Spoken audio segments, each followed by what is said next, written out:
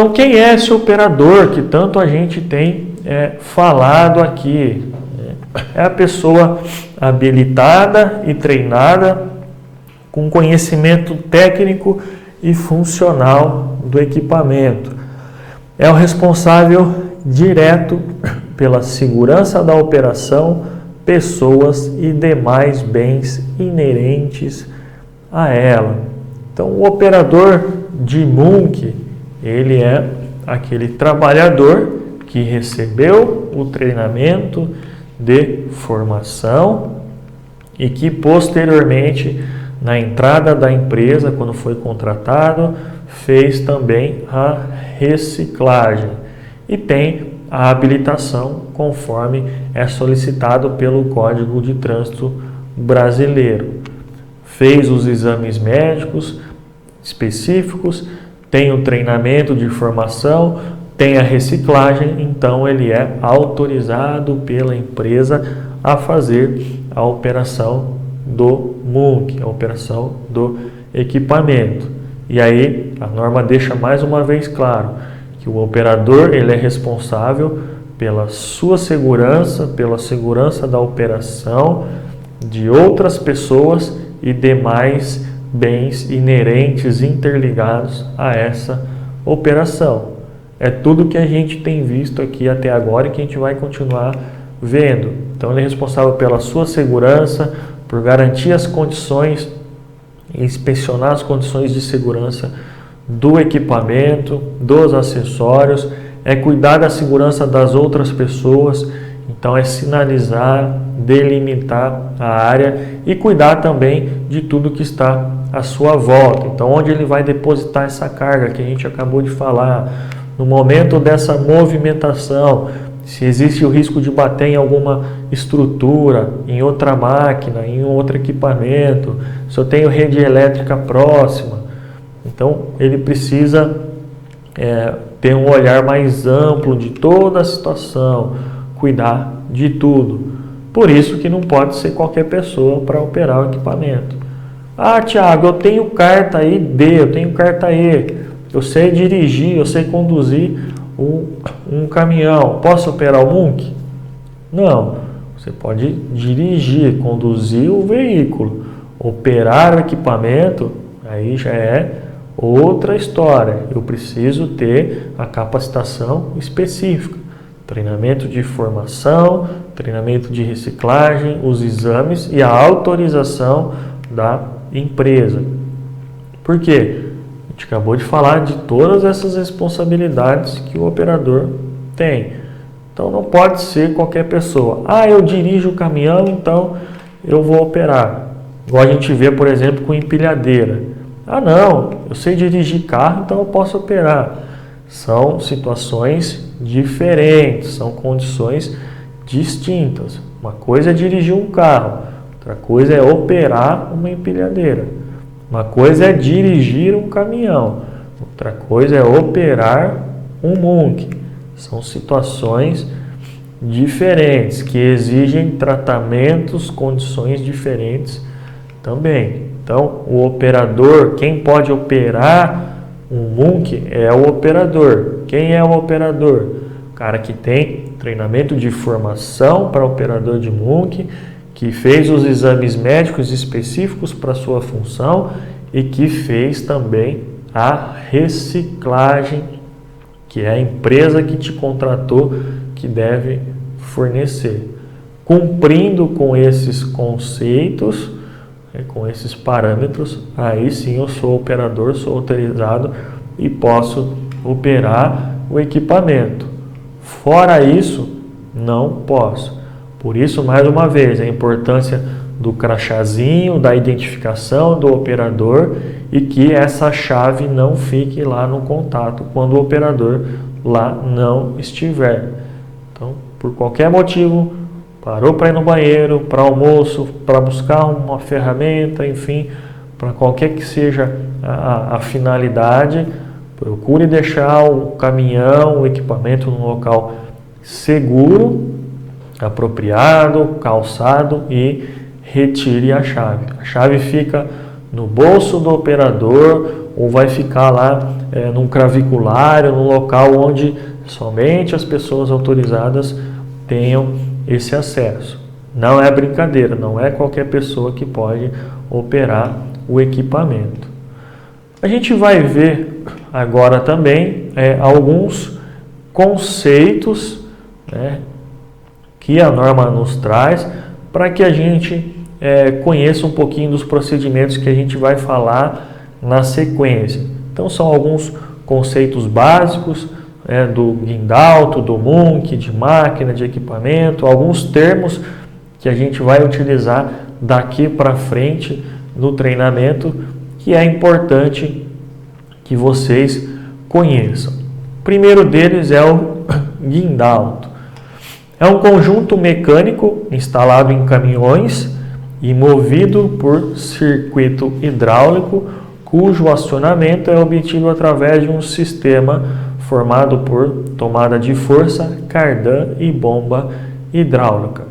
Então esse é o equipamento que o operador de Munk vai operar propriamente, é ali que ele vai trabalhar. Então ele é um conjunto mecânico, digamos, um acessório que é acoplado nos caminhões. E aí ele vai ter o seu sistema de funcionamento, né? Tem a tomada de força, conjunto hidráulico, cardan, que vão fazer as movimentações necessárias.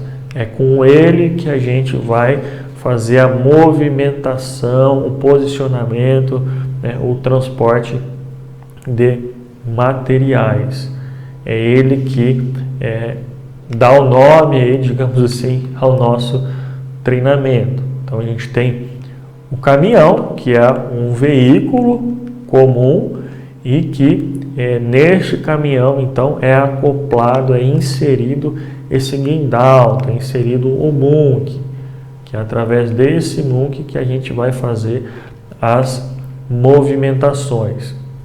É o equipamento onde a gente tem ali as suas alavancas e nessas alavancas e também as sapatas para estabilização do equipamento é que a gente vai fazer todas as nossas operações. O que a gente considera como máquina então? Né? A gente está falando de máquinas, de equipamentos. O que é uma máquina? Qual é o conceito de máquina? É todo dispositivo mecânico ou orgânico que executa ou ajuda no desempenho das tarefas, precisando para isso de uma fonte de energia, podendo ser automática e não automática. Então a gente tem alguns exemplos aí de máquinas e equipamentos. Então são essas máquinas, esses equipamentos, elas nos auxiliam no nosso dia a dia, elas executam uma tarefa ou nos auxiliam na execução de uma determinada tarefa, podendo ser automáticas ou não, elas dependem de força. Às vezes essa força é uma força humana ou vai ser uma força de energia elétrica, térmica, hidráulica, enfim, existe uma infinidade de máquinas e equipamentos, desde equipamentos menores, manuais, como furadeira, esmerilhadeira, soprador, parafusadeira, enfim, como equipamentos maiores aí também, como os Munks, os tratores, os caminhões, os guindastes, empilhadeiras, enfim, são equipamentos, máquinas que vieram para facilitar a nossa atividade, o nosso dia a dia.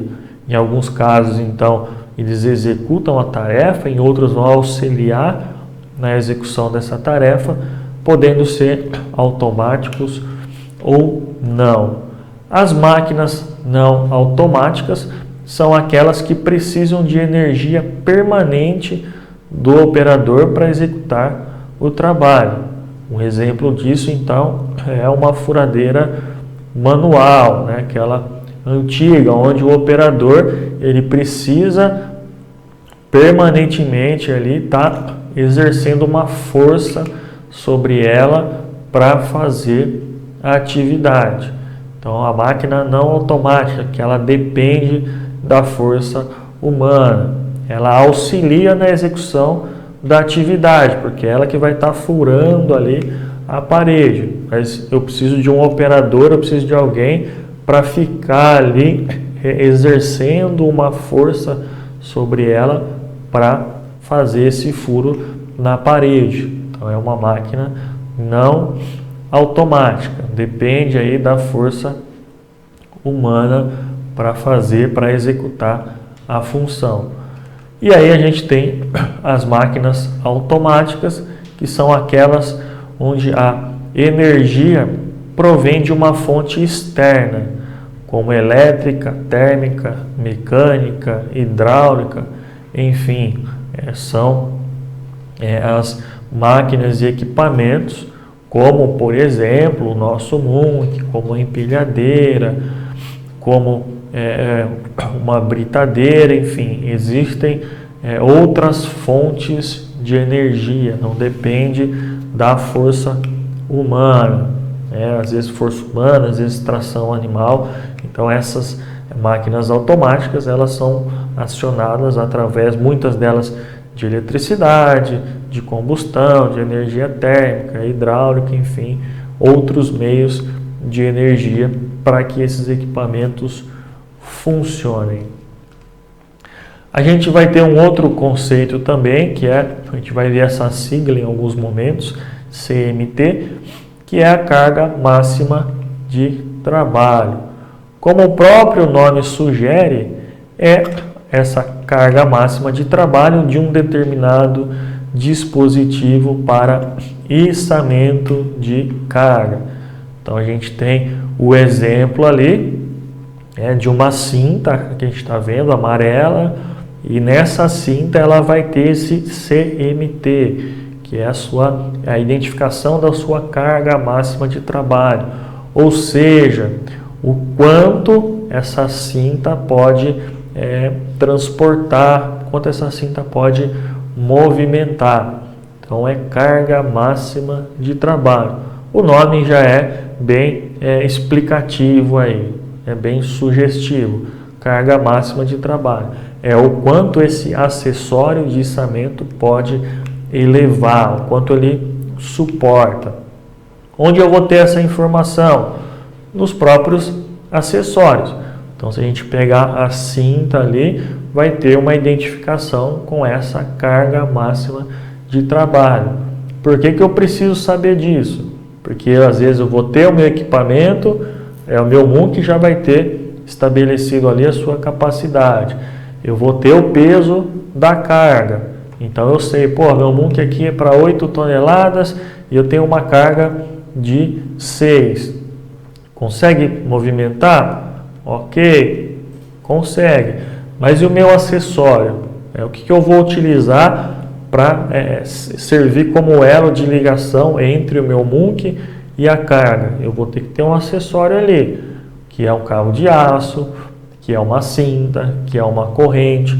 Então eu preciso verificar qual é a carga máxima de trabalho desse acessório para verificar se ele vai garantir a segurança nessa operação. Então eu sei que o meu Munk aguenta, eu sei o peso da minha carga, mas eu preciso verificar se esse acessório que eu vou utilizar para fazer essa ligação entre o equipamento, entre o Munk e a carga, vai suportar também. Então tem o meu Munk que é para 8 toneladas, eu tenho uma carga de 6. E aí eu tenho uma cinta que eu vou utilizar ali, porém eu vi lá que está lá na identificação dela, lá o CMT. A sua carga máxima de trabalho é para 5 toneladas. Opa, não posso utilizar, vou precisar de outro acessório, porque minha carga é de 6 toneladas e o meu acessório é de 5. Então, se eu fizer a elevação, pode acontecer a ruptura e a gente vai ter o acidente. Então, é por isso que eu preciso conhecer e verificar também a carga máxima de trabalho. A gente vai ter outro item aí, que é o fator de segurança, que ele expressa a quantidade mínima de vezes que um componente deve resistir acima da sua carga máxima de trabalho. Então, a gente viu a carga máxima de trabalho, que é o quanto aquele acessório suporta, tá? Porém, acima disso, a gente vai ter o fator de segurança. Por quê? Não é colocado exatamente no limite. A gente deixa uma margem de segurança para que esse acessório não fique ali trabalhando no seu limite. Como, por exemplo, para ficar mais fácil o entendimento, a gente pega algum produto alimentício, uma bebida, algum alimento, ele tem lá o seu prazo de validade. Porém, esse prazo de validade, comparando aí com o nosso treinamento, seria a carga máxima de trabalho. Então, eu posso consumir um produto até dia 30 desse mês. O fator de segurança seria essa margem que a gente dá a mais. Então, a validade do produto seria a carga máxima de trabalho. Eu sei que até o dia 30 desse mês eu posso consumir aquele alimento. O fator de segurança é essa margem que a gente tem a mais ali para justamente ter uma segurança a mais. Então, esse fator de segurança é o quanto, a quantidade mínima de vezes que esse componente, que esse acessório vai resistir acima da sua capacidade máxima de trabalho. Então, é uma margem de segurança a mais que eu tenho caso ultrapasse a minha carga máxima de trabalho. Quantas vezes ainda esse acessório vai suportar de carga, de pressão ali, quando ultrapassa essa carga máxima de trabalho. É algo que a gente precisa estar atento para não deixar ultrapassar, porque a gente já vai estar se colocando em posição de risco. Então, é importante que sempre seja analisado a capacidade do meu equipamento, do meu Munk, o peso da carga que eu vou transportar, mas também que seja avaliado esse acessório. Então, a capacidade desse acessório é algo crucial, é algo extremamente importante que vai fazer toda a diferença. Porque não adianta nada eu ter um Munk, um equipamento que suporta a carga, se o meu acessório não suportar, não funcionar. Vai acontecer o acidente. É por isso que existem os acessórios próprios para fazer esse içamento. E a gente vai falar sobre eles aqui, sobre a cinta, sobre a corrente e o cabo de aço.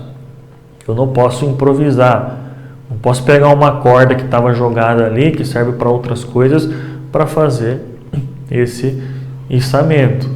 Não foi feito para isso, pode não suportar. Então, tem os acessórios apropriados. A gente vai falar de cada um deles aqui, das suas capacidades, da forma de fazer essa amarração na carga de uma maneira que isso seja eficiente, que a gente não ultrapasse a carga máxima de trabalho, que a gente não extrapole aí o fator de segurança. Então, é importante, é um dos itens mais relevantes que a gente precisa estar atento quando for fazer o nosso checklist, antes de iniciar qualquer operação, porque é ele que vai suportar a carga. Então, o nosso Munk é que vai estar fazendo a força, mas quem vai estar elevando, quem vai estar içando essa carga é esse acessório, que pode ser a cinta, pode ser a corrente ou o cabo de aço. Então, eu preciso garantir que esse equipamento suporta a carga que eu vou içar, que eu vou movimentar e que também estejam em boas condições. Então, a gente vai verificar aqui, vão ter algumas imagens que vão demonstrar para a gente esses equipamentos danificados. Então, cinta com costura, cabo de aço com o ninho de passarinho que a gente chama, enfim, oxidação, ferrugem, fatores que a gente precisa estar sempre muito atento em relação a esses acessórios para que a gente não tenha nenhum tipo de surpresa desagradável. E aí, mais uma vez, para que a gente consiga identificar essas situações, não só nos acessórios, mas também no nosso equipamento, propriamente no nosso equipamento, a gente vai ter o checklist, que é a verificação quanto à segurança, que é realizada pelo operador no começo de cada serviço ou turno, cada dia de trabalho, com a conclusão da inspeção do checklist antes da partida. Então, a gente já falou lá no início do treinamento. Então vamos reforçar aqui. Eu preciso fazer esse checklist antes do início de cada operação, antes do início de cada turno de trabalho. Ah, Thiago, só tem um operador aqui. Ele é o responsável. Ele que precisa fazer. Ah, a gente tem um equipamento aqui, mas tem mais operadores. Então a gente precisa tomar alguns cuidados também, porque já tem aquele ditado, né? Cachorro que tem 2 donos passa fome. Eu não posso deixar, o Thiago fez. Ah não, acho que o Joãozinho já fez, o Zezinho já fez. Eu preciso me certificar. Só posso operar o equipamento se eu fiz o checklist. Ah, Thiago, toda vez que eu for operar, eu preciso fazer o checklist? Não, pelo menos um por turno, um por dia. Eu cheguei lá, antes de iniciar a minha atividade, a primeira coisa é fazer o checklist. Então, aí cada turno de trabalho faz o seu checklist, ou por dia. Ah, a gente trabalha em horário comercial aqui das 8 às 18. Ok, todo dia, antes de iniciar a atividade, faça o checklist. Ah, a gente tem 2, tem 3 turnos aqui. Ok? Então, cada turno vai fazer o seu. Então, ah, mas já fez no primeiro turno. Não tem problema. Mudou o turno, eu preciso fazer. Cada turno faz o seu. Mas é importante que faça esse checklist. Por isso que ele precisa ficar lá no equipamento. Porque a hora que chegar outro operador, outra pessoa ali que vai fazer a operação, ele vai observar. Não, ok, já fez o checklist, já fizeram o checklist hoje, tá tudo ok. Ou, ainda não fez, então preciso fazer. Não posso ficar nessa de, acho que o fulano já fez, acho que o outro já fez. Preciso ter essa certeza. E aí tem alguns itens que a gente precisa verificar. Lembrando, o operador, ele não é mecânico. A gente não vai fazer, o operador não pode fazer grandes intervenções no equipamento. A gente faz inspeções visuais e funcionais, mas a manutenção tem que ser a equipe especializada. Então, algumas coisas que a gente precisa verificar antes de iniciar a nossa operação no nosso checklist. Então, nível do óleo do motor, nível de óleo hidráulico, óleo do freio, combustível, painel de luzes, condições dos pneus, condições das alavancas, identificação nos comandos, vazamentos, alguns danos visíveis, pressão dos pneus, retrovisores, extintor, cabo de aço, água da bateria. Então são todas inspeções visuais que o operador faz no equipamento. É ligar a chavinha lá do caminhão, o painel vai acender. Normalmente, se tiver algum problema, ele vai estar apontando ali, vai estar aceso uma luz de bateria, uma luz de óleo, e fazendo essas inspeções visualmente.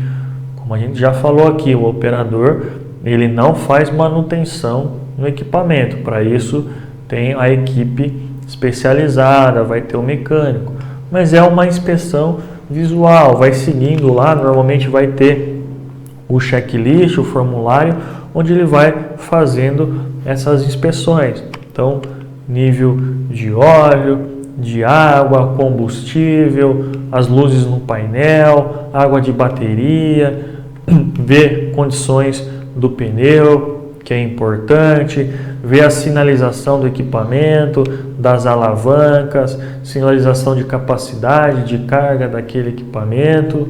Então, está verificando, fazendo realmente um pente fino no equipamento, verificando extintor, retrovisores, enfim, realmente dá uma geral para avaliar as condições do equipamento. E aí faz também aquela inspeção funcional. Então, verificar a buzina, faróis e lanternas, freios, controles hidráulicos, direção, transmissão, alerta sonoro de marcha ré, iluminação auxiliar, cinto, embreagem, se tem combustível suficiente.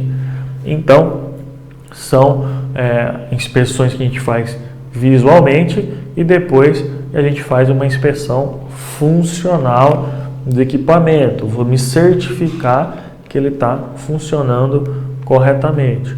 Então, primeiro, verifico as questões visualmente e depois, em um local seguro, eu vou verificar a funcionalidade do equipamento. Então, verificar buzina, sinal sonoro de ré, que é importantíssimo, iluminação, aí vou verificar os comandos.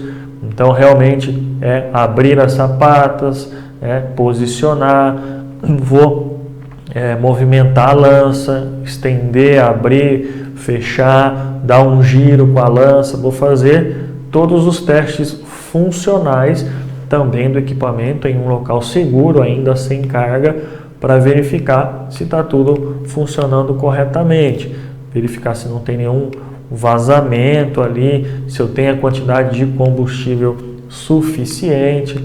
Enfim, eu preciso testar todos esses comandos antes propriamente de iniciar a minha operação.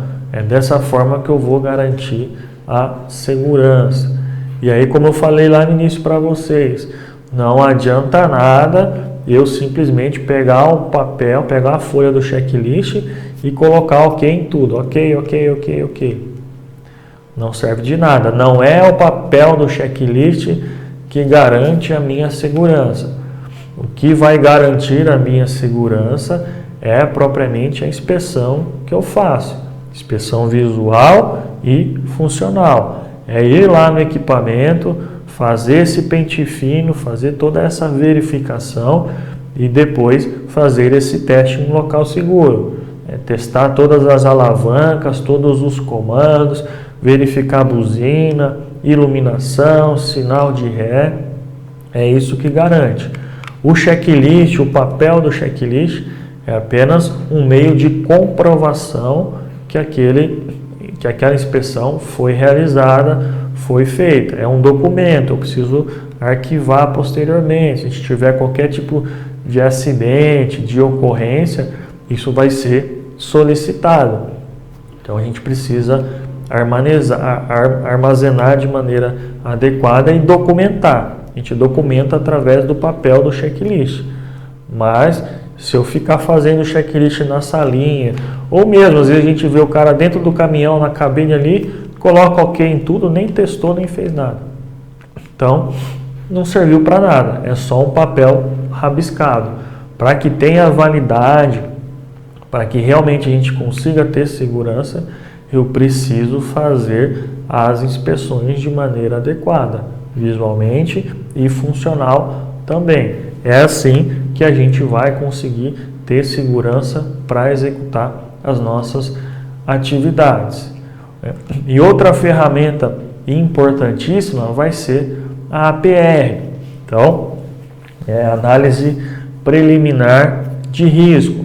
É um modelinho para vocês na tela. É através da análise preliminar de risco, que a gente vai estar colocando ali todo o passo a passo da nossa atividade, da nossa operação, dizendo quais são os equipamentos que eu vou utilizar, os acessórios, os EPIs necessários e também quais são os riscos. E em cima desses riscos, quais são as medidas de controle. Então, o ideal é que antes de qualquer movimentação com o MUNC, antes de operar o equipamento, seja feita essa análise preliminar de risco. Em muitas empresas isso é obrigatório, é procedimento. Eu só posso fazer essa movimentação após o preenchimento da APR. Como o próprio nome diz, análise preliminar de risco. Assim como o checklist, a gente vai fazer uma inspeção prévia, uma análise prévia da operação em si, do que a gente vai fazer, do que a gente vai movimentar. Então é nessa análise preliminar de risco que vai constar também já as condições do equipamento, que vai constar as condições do terreno, quais são os acessórios que eu vou utilizar, qual é o peso da minha carga e aí também quais são os riscos nessa operação. Não somente os riscos, né? Não adianta nada eu levantar os riscos. Existe o risco de queda de material sobre pessoas. Ok, mas o que eu faço com esse risco? Eu preciso eliminá-lo ou no mínimo minimizá-lo. Então, para esse risco a gente vai delimitar e sinalizar a área. Então, eu vou levantar os riscos e também identificar quais são as medidas de controle. Normalmente, a gente vai ter a equipe de segurança nos dando esse apoio, nos dando esse suporte para um preenchimento correto dessa análise preliminar de risco. Então, a gente vai se resguardando aí com o checklist, com a APR, e aqui a gente vai ter também aquela tabelinha de identificação de capacidade do equipamento. Vou encontrar isso no próprio equipamento, essa identificação, essa tabelinha, como também no manual. Então, o que ele nos mostra aqui? A gente tem a capacidade do equipamento e conforme a gente movimenta a nossa lança, o nosso equipamento, a gente vai tendo uma perda residual também da sua capacidade. Então, o ângulo que a gente está trabalhando pode afetar. Então, se a gente notar aqui no início, estou com a minha carga próxima ali, 3 metros e pouquinho, eu tenho a capacidade do equipamento de 6.300 quilos. Conforme eu vou movimentando, vou caminhando para frente com essa minha carga, né, com a lança do meu equipamento, essa carga vai diminuindo. Então, um pouquinho mais para frente ali, a 5,5 metros aproximadamente, já vai cair para 4.300 quilos. Né? 7,25 metros, 3.300, até que chega lá na ponta, né? A quase 16 metros, eu vou ter essa capacidade reduzida para 1,1 tonelada. Então, olha a diferença que dá. Então, não posso confiar plenamente apenas na capacidade do equipamento. Está falando ali que é para 6.300 quilos. Ok, mas essa movimentação, esse ângulo de movimentação vai fazer com que a gente tenha essa perda residual. A gente vai ver também que o acessório, o tipo de acessório e a maneira que eu faço essa amarração da carga com o acessório também pode afetar essa capacidade do meu equipamento. Por isso que é importante a gente fazer todas essas certificações.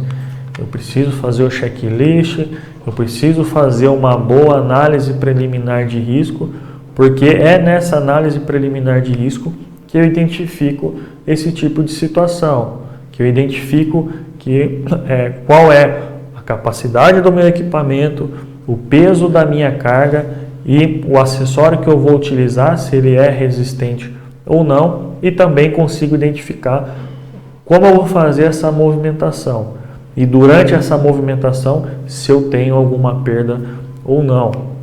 Então é importantíssimo que a gente siga esses procedimentos para que a gente consiga minimizar essa probabilidade de acidentes.